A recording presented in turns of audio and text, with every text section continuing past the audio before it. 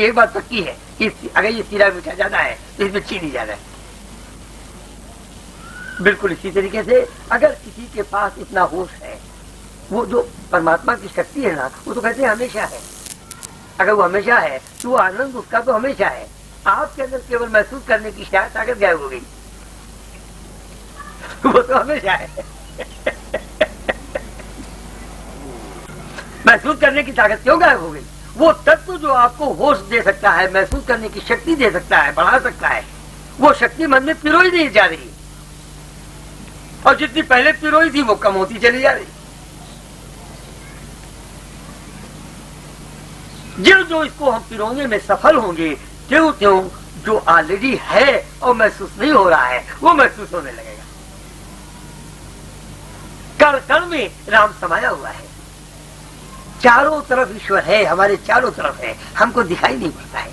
ईश्वर आंख से देखने की चीज नहीं है, ईश्वर केवल महसूस हो जाने की चीज है। अगर ईश्वर केवल महसूस हो जाने की चीज है तो केवल महसूसियत की शक्ति बढ़ जाने की बात है।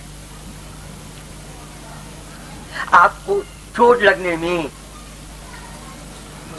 बीमार पड़ जाने में, लड़ाई हो जाने में, शायद हर जगह पर ईश्वर की शक्ति हो या उसकी कमी दिखाई पड़नी शुरू हो जाएगी। केवल वो होश चाहिए, केवल वो होश चाहिए जिस होश में शक्ति है।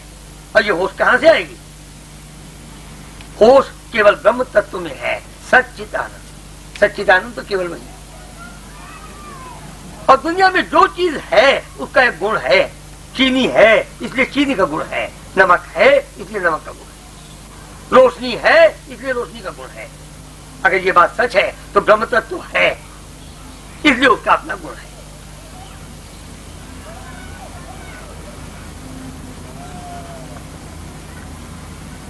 अब एक जगह तो हम ये कहते हैं कि ब्रह्म तत्व है तो उसका गुण है, दूसरी जगह लोग कहते हैं अरे वो तो निर्गुण निराकार है। अब ये बड़ा झगड़ा मच गया। अगर वो निर्गुण निराकार है तो उसका गुण कहां से आ गया? वो जो निर्गुण निराकार है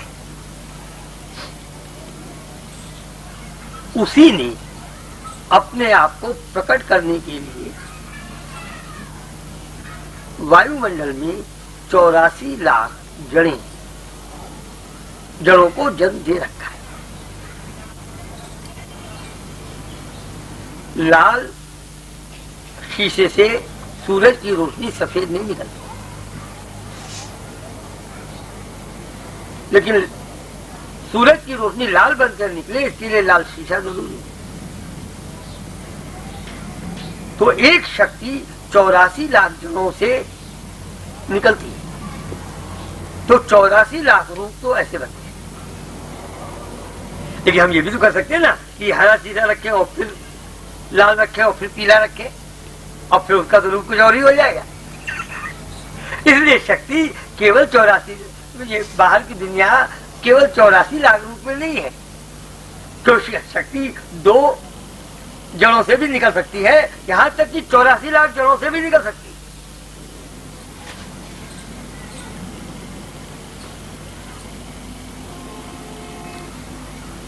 फिर उसका रूप कुछ और ही होगा। अब देखिए कितना आसान है समझना। एक से अनंत कैसे बना, एक से अनंत कैसे बन गया। अब मैं असली बात पे आ रहा हूं। मैं ये कह रहा था इन 84 लाख जड़ों में एक जड़ का नाम मन है। एक जड़ है जिसे मन कहते हैं। और समझ लीजिए अच्छी तरह, कल भी हम बता रहे थे जो बहरा है वो अंधा तो नहीं होता, जो अंधा है वो बहरा नहीं है। तो एक पुर्जा गायब हुआ। ये सारे पुर्जों को आप एक अलग अलग तरह की जड़ मान लें, जिनके अंदर से जब भगवान की शक्ति प्रकट होती है तो सुनने की ताकत पैदा हो गई। जब आंख वाले जड़ से प्रकट हुई तो देखने की ताकत पैदा हो गई। एक ही शक्ति के लिए 2 रूप हुए तो 2 जड़ तो हुआ ना कम से कम। जब भगवान की सत्ता मन में प्रवेश करती है तब सच्चित आनंद आता है। आप समझ आए ना ये निर्गुण सगुण का झगड़ा। ये जो सच्चित आनंद, ये 3 गुण मैंने बताए। ये भगवान की शक्ति मन में जब प्रवेश करती, पत्थर कभी आनंद महसूस करता है या पत्थर में आनंद है या पत्थर तोड़ने से आनंद मिल जाएगा, ऐसा मैंने कभी नहीं कहा कि पत्थर के आनंद है उसको तोड़ते चले जाओ मिल जाएगा। ये बेवकूफी की बात है, ये बिल्कुल बेवकूफी की बात है। जब भगवान की सत्ता मन में प्रवेश करे और हम जब ध्यान करते हैं, अपने मन के बादल हटाते हैं, मन के बादल जब हटते हैं तो भगवान की शक्ति मन में प्रवेश करेगी, पत्थर में नहीं, बाहर के पत्थर में। और तब मन में आत्मसत्ता रोएगी, तब मन में आत्मसत्ता के गुण उभर आएंगे। तो आनंद के साथ साथ होश की ताकत भी उभर आएगी। जिस दिन होश की ताकत उभर आएगी, आपको कण कण में ईश्वर महसूस होने लगेगा। उसके बहुत से रूप है महसूस करने के, और जो जितना महसूस करता है उस तरह के रूपों पर भी सत्संग हो सकता है, किया जा सकता है, बताया जा सकता है, वो अलग बात है।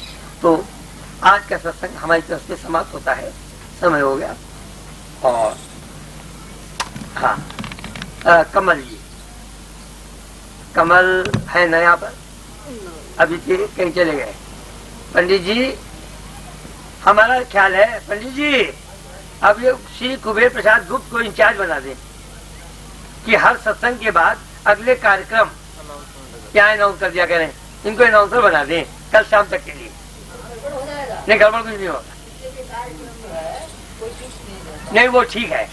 नहीं, जितना आप जो लिखा है खाली वही कह दो, वहाँ पढ़ के आओ और यहाँ बोल दो, ठीक है ना? बस चलिए। हाँ, अच्छा अब ये भी कर देंगे, चलो। अच्छा जो है वो तो बताओ अभी। अब अगला कार्यक्रम, अच्छा सुनिए, जहाँ तक मुझे याद है 1 बजे शायद भोजन है। 12 बजे लिखा है, 12 बजे भोजन लिखा है। 1 बजे ये कैसे हो सकता है जब 12:30 बजे तक? तो दूसरा टाइम जो आज का टाइम लिखा है इसमें 12 बजे लिखा है। अच्छा 11:30 में खत्म हुआ तो बस ठीक है, 12 बजे आप लोग भोजन कीजिए। हमारा सत्संग क्या बजे? 4 बजे। तो बस 4 बजे हम सत्संग में आ जाएंगे। और बीच में कोई सत्संग है किसी और का? अच्छा गुप्ता जी, आप कोई सत्संग करेंगे? नहीं करेंगे? अच्छा जाते लिए। अच्छा फिर हम 4 बजे सत्संग कर देंगे, 12 बजे आप लोग भोजन करें, इसके बाद आप आराम करें।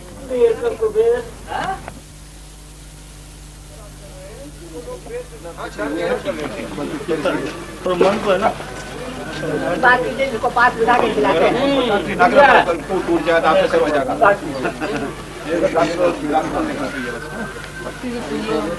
ये पटन वाले कुबेर की बात कर रहे हो, खान वाले की नहीं कर रहे हैं। सुबह आपकी परीक्षा करें, बहुत कोमल शरीर वाला, मीठा फल देने वाला केला, उसके बगल में बेर लगा दीजिए, क्या हालत कर देगा। जान के नहीं करेगा, दुश्मनी से नहीं करेगा, ईर्ष्या से नहीं करेगा। पंडित जी आपने फिर से सुना, कहते हैं ये कुबेर वो चीज है जो उसका भी बुरा करता है जिससे दुश्मनी नहीं है। करता नहीं है। अरे भाई मैं कह रहा हूँ उससे हो जाता है। यही मैं कह रहा हूँ। नहीं सिवाय बुरा हाल है बेर का, तो जिसका बुरा करता है उसको हमारे दुश्मन क्यों कहते हो आप लोग? ये तो मुश्किल है। ये जिसकी दोस्ती करे उसका भी बुरा करता है। ये नहीं, बेर बड़ा गुणकारी फल है, बहुत गुणकारी फल है। कुबेर तो नहीं ना, समझ रहे हैं? कपड़े मत डाल देना भाई, थोड़ी बढ़ते इतना भारी मत रहा चक्कर लग गया किसी को। 2 उंगल कम ले आए चम्मच में डालने के लिए। 2 उंगल कम ले आए तो दोबारा ले आए भाई। अब इतना तो ये तुमने ऐसा किया ना, तो गिरने का डर है। दूसरी को मटर पनीर आप यही उसी वजह आपको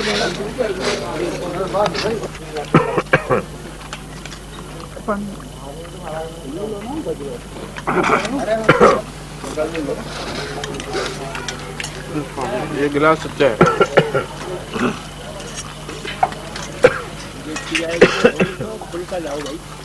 फुलका आपको भी फुलकर जी इसमें इसी को फ्री लगा दो भाई साहब। डॉक्टर साहब ने हमारी बीमारी गायब कर दी। आपको सिस्टम खाने वाले आपको और चीज कैसे बताएंगे मतलब नहीं, एक आदमी थोड़े कम लीजिए आठ खाने वाला भी सूक्ष्म हो सकता है, 3 खाने वाला भी अधिक खाने वाला हो सकता है। जी खीर हम भी आपसे कहने वाले हैं। यहाँ पर है बाप याद छोटे आराम से करो।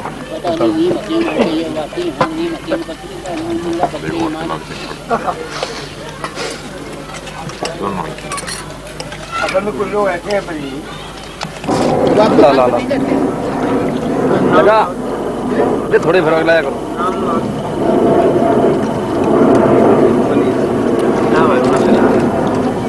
गलास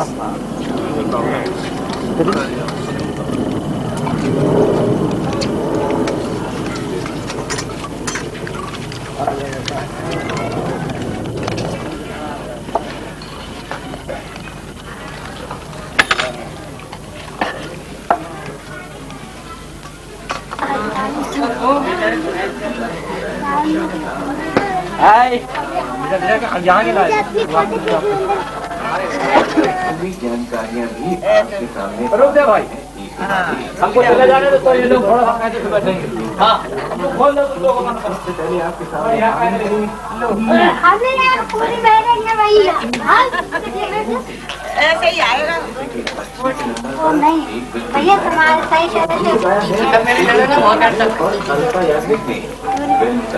लो आप इसी पे डाल दो।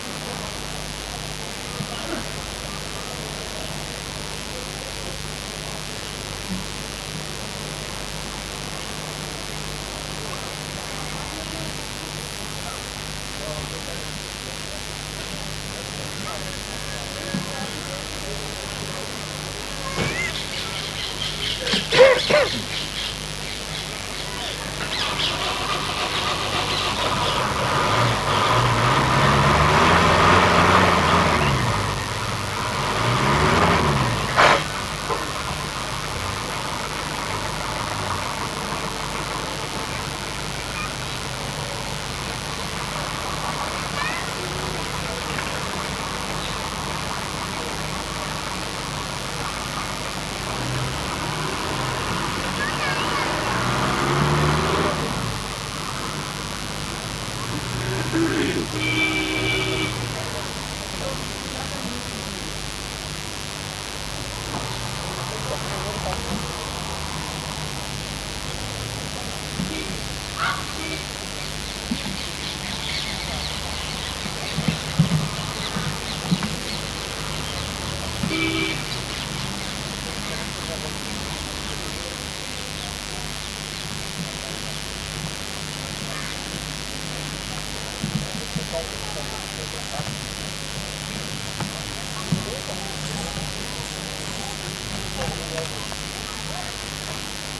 जिंदगी में चोट लगती जाती, लगती ही क्यों है, ये एक सवाल है।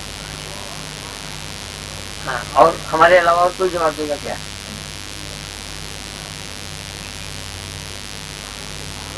एक बात हमने बताई थी, शायद कल बताई हो, इसलिए आदमी घटनाएं एक ही जैसी होती हैं सभी के जीवन में, चाहे जीवात्मा उत्थान के रास्ते पर हो, चाहे पतन के रास्ते,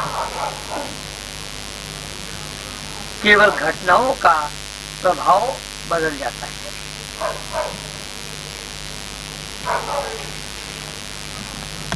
तो चोट का भी नतीजा दोनों रास्तों पे अलग अलग हो जाता है।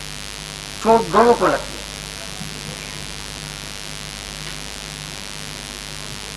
जो राम की सेना में है और रावण से लड़ने जाएगा उसको भी चोट लगेगी, जो रावण की सेना में होगा और राम से लड़ने जाएगा उसको भी चोट लगेगी।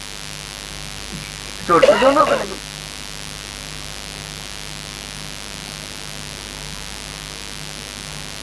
तो एक बात हम लोग और ये कर रहे थे कि अंदर की दुनिया में दो चीजें हैं। एक परमात्मा की शक्ति, इसी को अंदर का प्रकाश मानते हैं, जीवन को सारा सुख देने वाली, हर तरह के सुख देने वाली शक्ति। ये भी हमने देखा कि इसको प्रकाश क्यों कहते हैं, इस बात पर बातचीत हुई है। क्योंकि ये ऐसा प्रकाश नहीं है जो मनुष्य के आंख को देखने में मदद करे।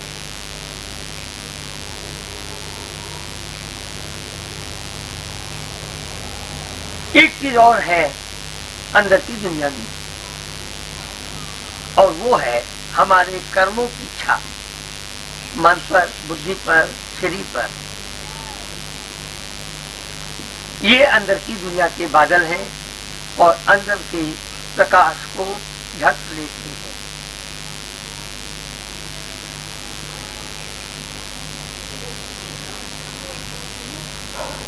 जितना प्रकाश ढक जाता है उतनी शक्ति प्रकट होने में कमी हो जाती है। हमारे शरीर के ऊपर कर्मों का इच्छा पड़ती है, इसलिए जिन्हें ध्यान का रास्ता शुरू से नहीं मिलता, इस शरीर पे जो छाप पड़ती है उनके कारण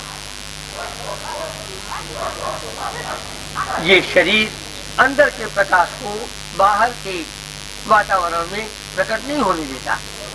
एक बच्चे का शरीर, जवान का शरीर, बुढ़े का शरीर, इस तरह की बातें भी सुबह हम लोगों ने क्या करके अच्छी तरह समझी। तो दो चीजें देखी। अब एक बात हम आपको बताएं, जो शक्ति अंदर है केवल वही होने की शक्ति है।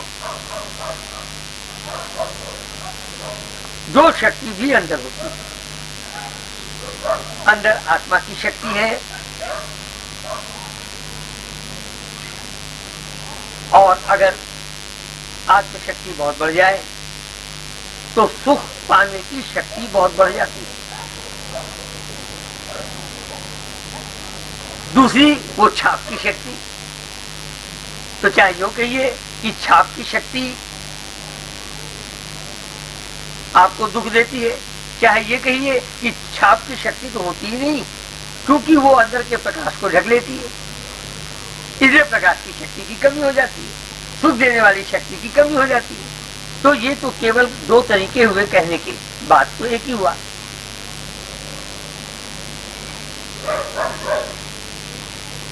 लेकिन एक बात क्लियर है, और वो ये कि अंदर की शक्ति को ढकने वाला यदि निकल जाए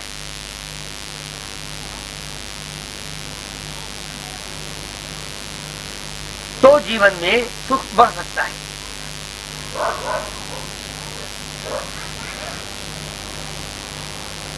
अब ये जो क्रिया है, अंदर के छाप को निकलना, इस क्रिया में दो शक्तियां काम करती हैं। अंदर के छाप को निकालने में दो शक्तियां काम करती हैं, बस यही आपको समझने की जरूरत है। और इसके बाद ये आसानी से समझ में आ जाएगा कि चोट क्यों लगती है।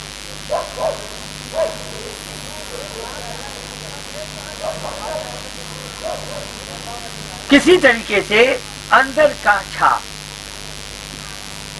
उभर करके हमारे मन की सतह पर आ जाए, वो जमी हुई थकावट और उभरी हुई थकावट, इसे बातचीत कर रहे थे।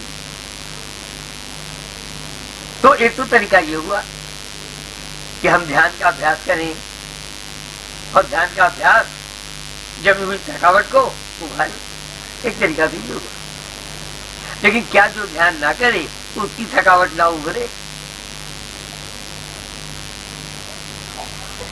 जैसे बच्चा है, बच्चा आज पैदा हुआ तो कम से कम 5 साल तक तो बच्चा कुछ नहीं जानता कि उसे कुछ करना है इसलिए, लेकिन उस बच्चे के अंदर आत्मशक्ति तो बहुत है ना। तो कहने की बात क्या है, वो जितनी भी आत्मशक्ति जिसके अंदर है वो हमेशा कुछ हद तक जमी हुई थकावट को उभारने की कोशिश करती रहती है। वो तो जो सुबह हम लोगों ने बातचीत करके ये देखा था कि धीरे धीरे उभारने वाली शक्ति कम होती चली जाती, आत्मशक्ति कम होती चली जाती और समाने की शक्ति बढ़ती चली जाती। इसलिए हम धीरे धीरे धीरे बुढ़ापे की ओर बढ़ते हैं और जीवन में दुख बढ़ते हैं। लेकिन जितनी भी शक्ति है वो उभारने की कोशिश तो करेगी।